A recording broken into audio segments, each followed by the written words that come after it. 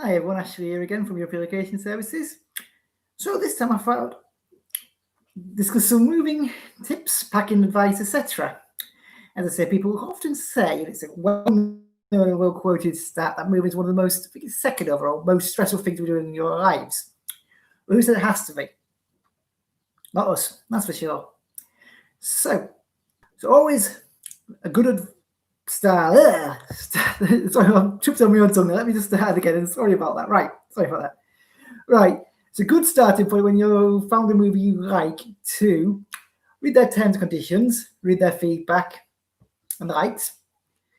That way, and do research on them. That way, you've got an idea of their past experiences. I actually will include when I've ended this link to our feedback, a link to the tips page, link to our tips of Spain page, etc.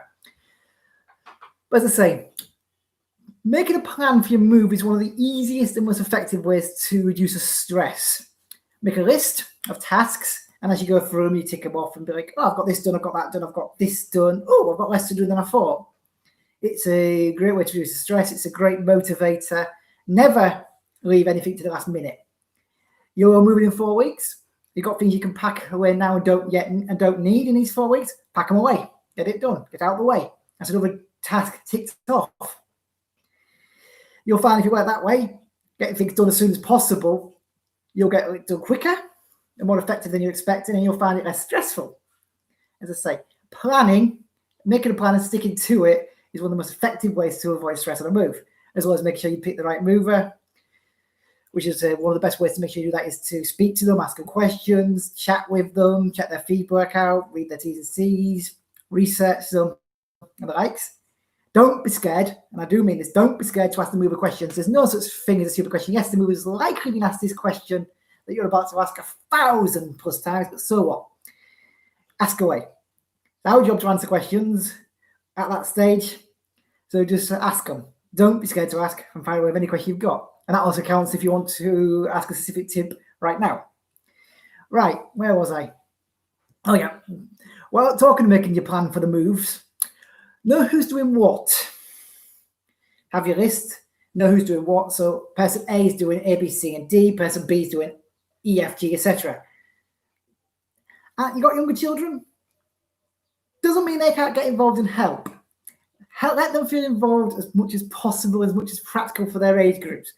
Remember, moving can be stressful for kids and your pets. So don't, especially with children, you'll always have to leave your pets, but with children, don't, wherever possible, exclude them. Let them get involved. Remember, it's a big life event for them too. Don't make them feel excluded. Have them involved wherever possible. Younger kids can still help.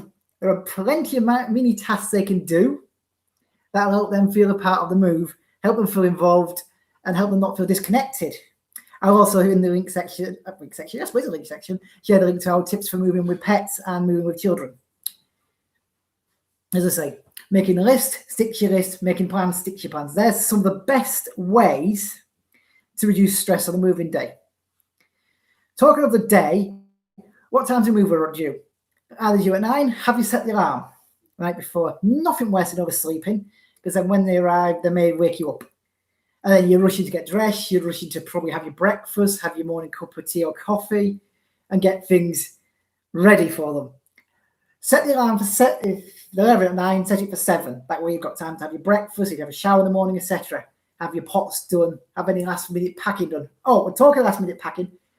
I would recommend, and I think a lot of movers will, do not, until the very last second, as in last few minutes even, pack the kettle away. You want to be able to have, during the moving day, a cup of tea or coffee or hot drink anyway. If you're a coffee drinker, it's coffee. If you're a tea drinker, tea, whatever. It's also helpful to have a cup of tea, coffee, whatever, with the mover team. To let them take, not really take 5 minutes out, but let them take some time out so they can chat with you, maybe have a laugh and joke with you, put your mind at rest, etc. Just create a nice, relaxed, ambient atmosphere. The more relaxed you can be, the more relaxed the mover can be, the more relaxed the overall experience can be. And something Dad likes saying is, never stress. Unless he's stressing, you don't need to stress. And I'm sure that can count for most movers. Right. So don't bat the cup of tea or coffee kit to last second, as being said. And on that one, have you got a go bag? Go bag is basically the bag of stuff that you'll need straight away in your place. Put that in the car or your mode of transport, keep it on you. If you're moving abroad, one tip I would recommend, as most alcohols are moving overseas abroad, is have a photocopy of your passport and all essential documents. That way, if you do accidentally lose them and you have to contact the issuing authority, for example, your passport, you know your passport number to quote to them. And in many cases, you've got to have your passport on you in many countries anyway. So again, it's helpful to have a copy. Right. Removal company's bugbear I'm going to mention now is black bags. They are helpful and useful for some things. And I will say some things. Are you going to say, what are them some things? Well, them some things are things like soft furnishings, your cushions, your pillows. But they are not useful, and I'll repeat this, they are not useful for solid objects such as toys and stuff. Box them. Box them. Boxes stack, bags don't stack as easily. And talking of boxes, always, wherever possible, ensure the box has a lid or is sealable. Because either way, that way, the stuff can't escape you in transit. An open, unlidded box, stuff can spill out you in transit despite the mover's best efforts and become misplaced. That's something you don't want. No one wants. You don't want it, the mover doesn't want it. Also, lidded boxes or sealed boxes stack better for everyone and enable the removal company to utilize the space on their vehicle better. Talking of boxes, I would personally recommend that when you see it in the bottom of your box, do it in a cross shape. So dirt shape.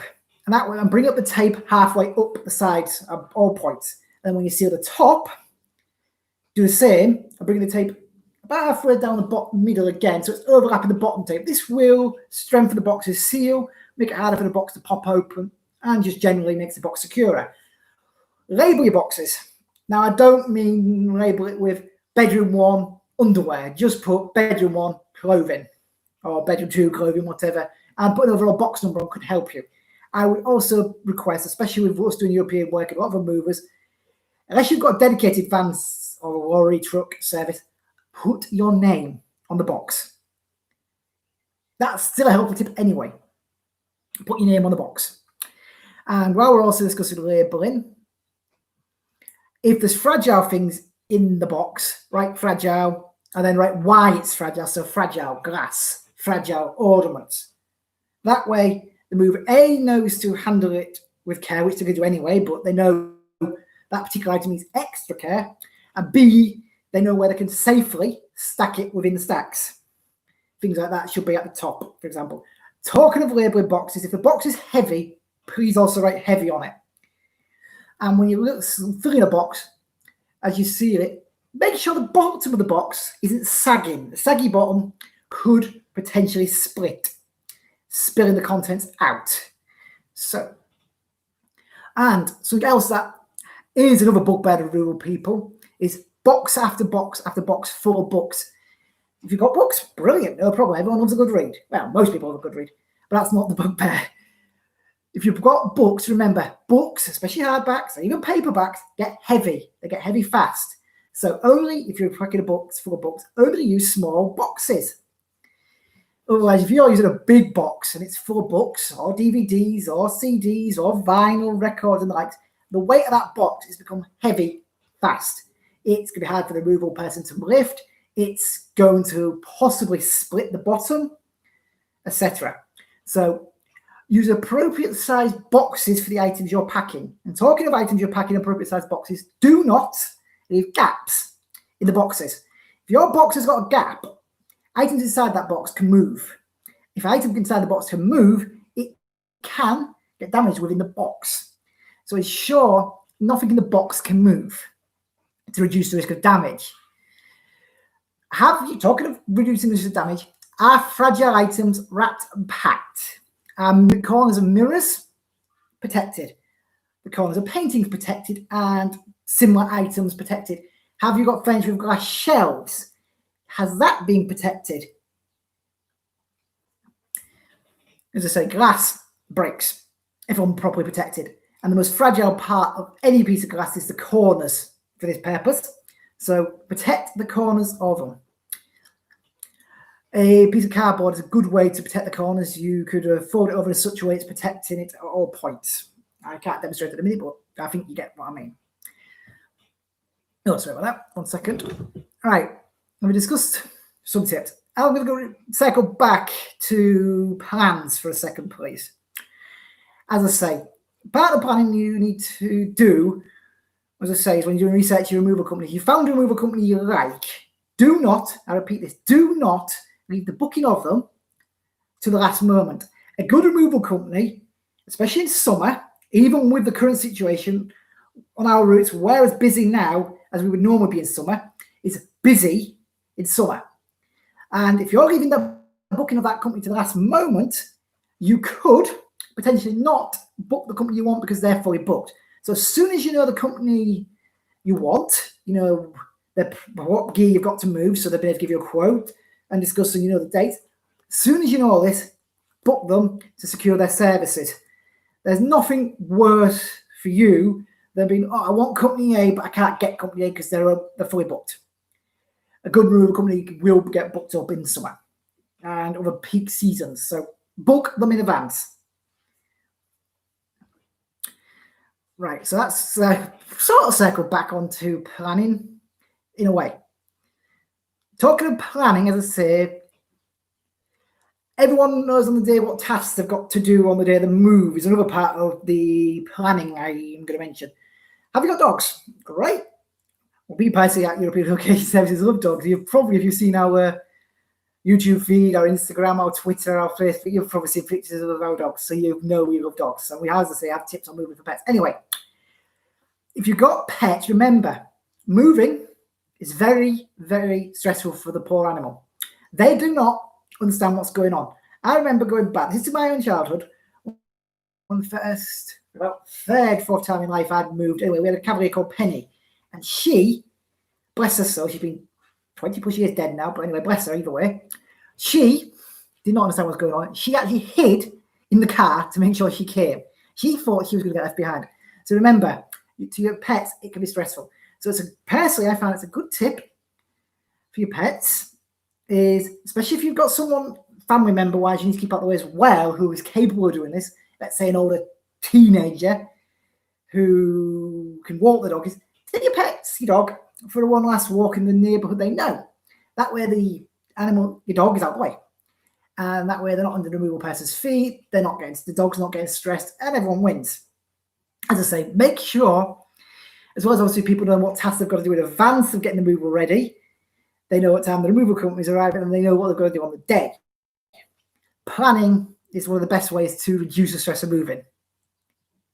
Okay, any other tips that you want at the minute? I've got a few more things to discuss, but I'd love to see some questions, comments, or suggestions for things people want to know. No? Okay. Just, I don't know, on your screen, but that side of the screen is the chat box. Type away what you want to know and I'll hopefully address it. Right, where were we? About planning, I mentioned packaging, protecting vital objects, etc. If you're unsure on anything, as I say, asking the removal company, etc. The same goes for packing. If you need advice on it, ask them. We don't mind offering advice. The more prepared you are, A, it's smoother and more relaxed you'll be, making your move more enjoyable, and it'll make our job to make your life easier. So ask any question you need to know. And I've already mentioned that, but I'm going to reiterate that point again. Okay, I think for now that's everything I wanted to discuss covered. Thank you for your time and goodbye.